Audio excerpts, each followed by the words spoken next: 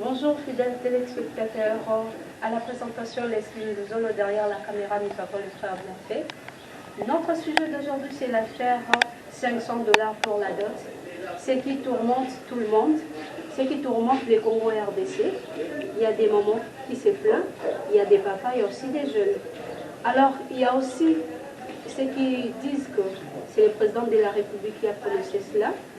Les autres aussi disent que c'est un député. Alors aujourd'hui, nous allons vous éclaircir entre les deux personnages qui a prononcé cela réellement et le pourquoi. Est-ce que c'est confirmé ou pas? Est-ce que c'est une proposition? Est-ce que ça va marcher ou pas? Nous allons vous en parler aujourd'hui dans notre plateau pour tous. Comme on vous dit toujours, nous sommes là pour vous donner des images de qualité et pour vous parler de ce qu'il y a de meilleur.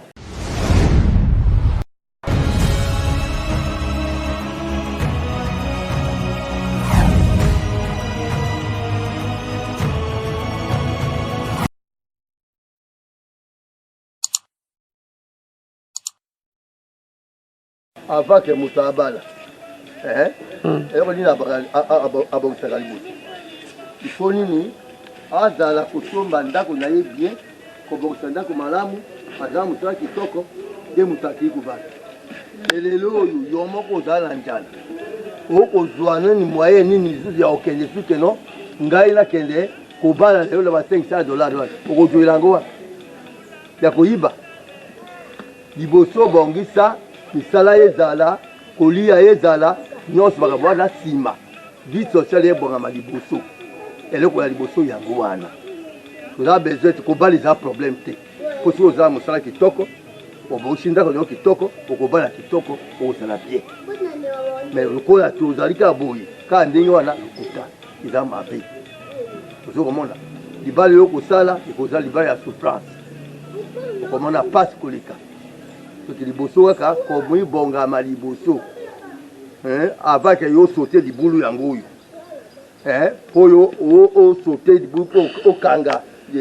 eloko bien il faut okima na lombangu kaka wana pa okokota na libulu okosala eloko te il faut okima na reteye derrière ozongi nsima na nsima osaute libulu ozongi kosala makambo nyonso tozolobola conclusion vie sociale ebonga nano liboso makambo nyonso ebonga kani meke yango on a lobby, merci. C'est long, mais on peut mettre ça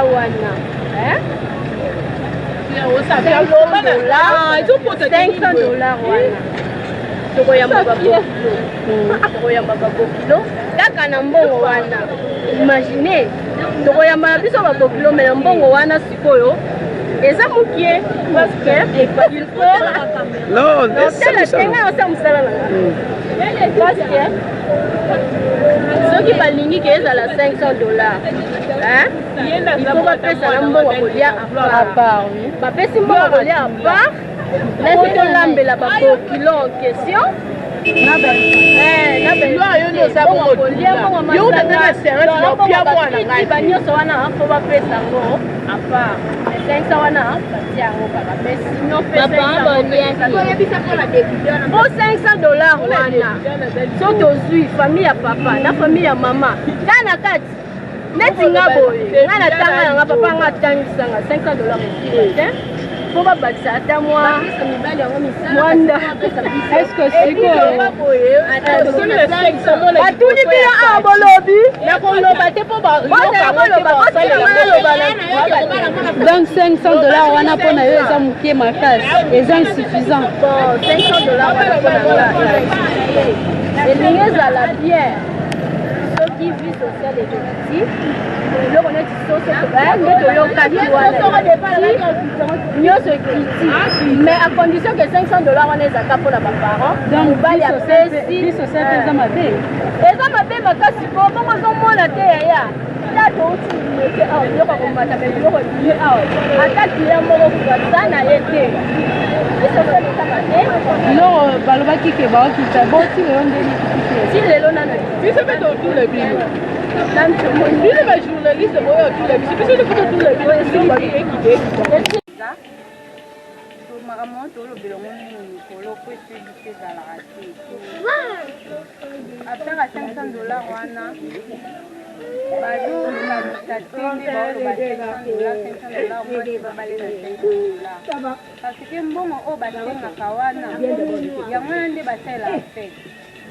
siko so bate $500 peti baosala ngo ndenge nini baoyamba babokino ndenge nini bakolia te teke na peti ezali suki te ntango batie $500 te peti eza suki te donc soki komona bien mbongo wana oyo basingaka yango nde belle famille eorganisaka fete yango wana nde mbongo wana basenga yango wana nde ezalaka famille ezwi mwa mokie mokie oyo etikalaka yango baorganizelaka bato baya balia sikoyo so batie $500 wana ekoka te yo mo oyebi biloko nde eza cher na miniti oyo carton soso eza combien $50 eza combien carton ya poisson eza combien ya makayabo eza combien bahuile ta ndenge ekomi cher yebisanga na $500 programme nini bosala wana bali bapesa famille belle famille pasi mpo batia so bacoordination na bafamille susu bakoma organise bafete ezalaka te daso to comprendre bien babongisa no vie sociale babongisa vie sociale bato babonga en plus dollar ekita mpo bato bakoka koluka moyen ya kosala bafete banini mpo biloko eza cher boyebi biso $500 programme na biso ezala ni famille elia nini ebisa biso boyebisa biso bino bajournaliste nini osenga na gouvernement parce que jusque là proposition ya député eza nanu confirmé te ko nini yo osenga etanke congolaise nakosenga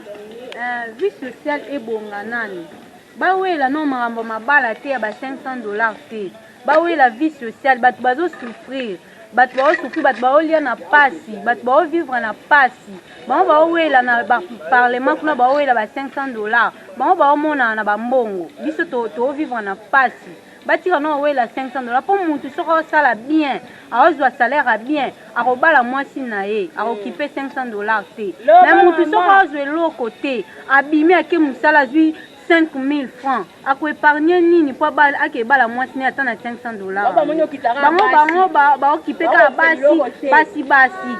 biloko ezokita te dollar ezokita te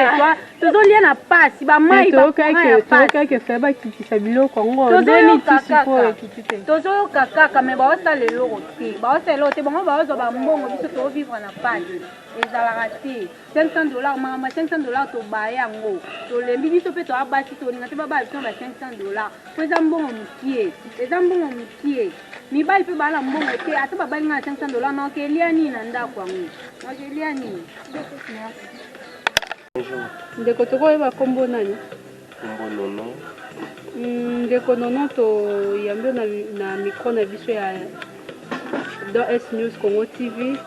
tozolobela affaire $500 pour na dot yo moni ondeni bon probablement la moni yango bien namoni bien na sens probablement esungi biso na biso bato toza na ta ya fiançailles même soki nazozwa 200 ou 250 nako kobumisa fiançailles na ngai te ikozwanga même 5 mois 8 mois silisi ndenge ezalaki liboso ke ba 1500 so naozwa salaire net ya $100 150 tokokende meme ba 5 ans 10 ans seulement soki nafutelaka monike kozwanga bataille ebele me nasepeli quand même premièrement nasepeli de point na ngai ezali nini tosepeli na initiative wana mais vie sociale eloko ya liboso ezo tokosenga vie sociale soki efandi nakobala mwasi na $500 so nabandi kobota naboti bana mibale misato baolia ndenge te avant non tutu makambo ya kobota mais au moins que $500 éviter que d'autres wana yango belle famille na yo ekoutilize mpona osoma biloko alia bato baolia na fete na $500 tena je pense que ekokoka mpona kolamba efete donc $500 so totali bien $500 to baza mbongo ya enveloppe mais so todi ke babiloko bakoma babiloko chaque coutume eza na façon na bango basengelaka biloko peut-être bakosenga biloko ekoleka même $500 surtout tali nano na liste ya biloko ne babandi po eza na neti na ngai facture naza na facture na wana bon papa asengi ya ye mama asengi ya ye à partir ya bapapa tata mwasi mpe aza na kati soki nasali calcul ya biloko nyonso basengaki ngai eleki deja mbongo ya facture oyo basengi ngai. Mais biloko ya facture esenga makambo nazoba mbongo oyo ya dot mbongo oyo epesama lukubo yango famille esalela mpona kosomba biloko ya mpona koorganize te mpo na $500 na biloko nde eza cher de $500 bonsa e osimba te soki totali na $500 wana solo babi famille ya mobali na famille ya mwasi me basanga na baya eosimbaka te na $500 wana mpo na ngai ekosimba te nasepeli na ide wana parce so totali bien na $500 wana so biloko ekiti premièrement so biloko ekiti masanga ekiti nde ekoki osimba soki biloko ekiti wana ekosimba mais soki biloko ekiti te tozaka na lire ya biloko ezomata dot ekiti eosimba te. Vie sociale premièrement ndenge toza boye il faut bakipe biso eloko ya liboso eza vie sociale tosepeli bien président atie nini école gratuit esungi biso quand même vie sociale tozomona chaque jour biloko ezomata chaque jour dollar banda etelemi na 20 desati lelo ezomata te ezokita etelemi wana biloko ezokita te lelo okende oke boye avec 5000 francs okende yango na wenze donc okosala eloko moko te 5000 francs ezalaki mbongo okokende mpe kolemela biloko ya 2 jours so tobandi no dépense na ntongo eza oblige mwana avant kende classe eza oblige kopesa ye mwa 1000 francs mwa 500 francs toyebi mitema te tokotinda mwana na classe akende kolia bilia te eza oblige na ntongo ifo kipe mwana mwa 1000 francs soki distance bien sûr ata classe eza mais ntango ayokende transport aller retour eosimba donc oza oblige fo kipe mwana na ntongo ntango awuti classe aye aza oblige po adesine amela mwa ti pourquoi il faut mwana alia ngai omoni ngai nde naza boye papa nanga banatravaille na RBA papa azotravaille na RBA toyebaki ke na fin du mois papa azoya na 2 enveloppe salaire na ye na salaire ya biso bana nombre ya biso bana e nombre ya salaire oyo ezalaka lisu te papa na biso ayaka lisu na salaire ndenge ezalaki na kala ke bapusi bakonte nombre ya biso bana eza combien papa banda kutu kotouche mine mbongo na ye abanda kotouche te mbongo na ye oyo ya biso bana nde yango ekutela biso classe ezolakisa biso mbongo na ye ezali te mpona baprojet na ye kosima mwa mabele na ye mwa nini mais pour le moment tomona biso salaire wana te napozaka papa nanga question wana ti lelo na liboso tobanda soki mosala boye oprésente enveloppe na bino bana yango oyo mais pour le moment ezala lisu te po nini papa ayisanga de makambo echange makambo wana ya ntango wana normalement faut pas la vie sociale pas toucher ma mwana ya libala badot pas la biso na soki ta masangu soki ta ikola masangu ikola masangu ki ata na 500 francs ikola masangu eza na 1000 francs plus musu ba 1500 mais soki ikola masangu même na 500 francs ikola fuki 500 francs soki toza 5 personnes en ndako avec 5000 francs tolia bien vie sociale nani bafandisi yango te bazoyela mona vraiment ya suka osenga na gouvernement parce que kala mingi te élection osenga na bango nini pour que tozwa mpe courage nasengi na gouvernement vraiment batala nano vie sociale eleki na jeune nani osala mosala moya chantier baaide chantier kwa nini mosala eza te nyonso tokela banzela ya bakongwa baespace eza ebele oke bakofungola baezini bafungoli mwa basociété moko boye na kala ezaki bobima bino bajeune bobimika na veni bomoni mutuka etelemi nayebi te soki ozoyeba yango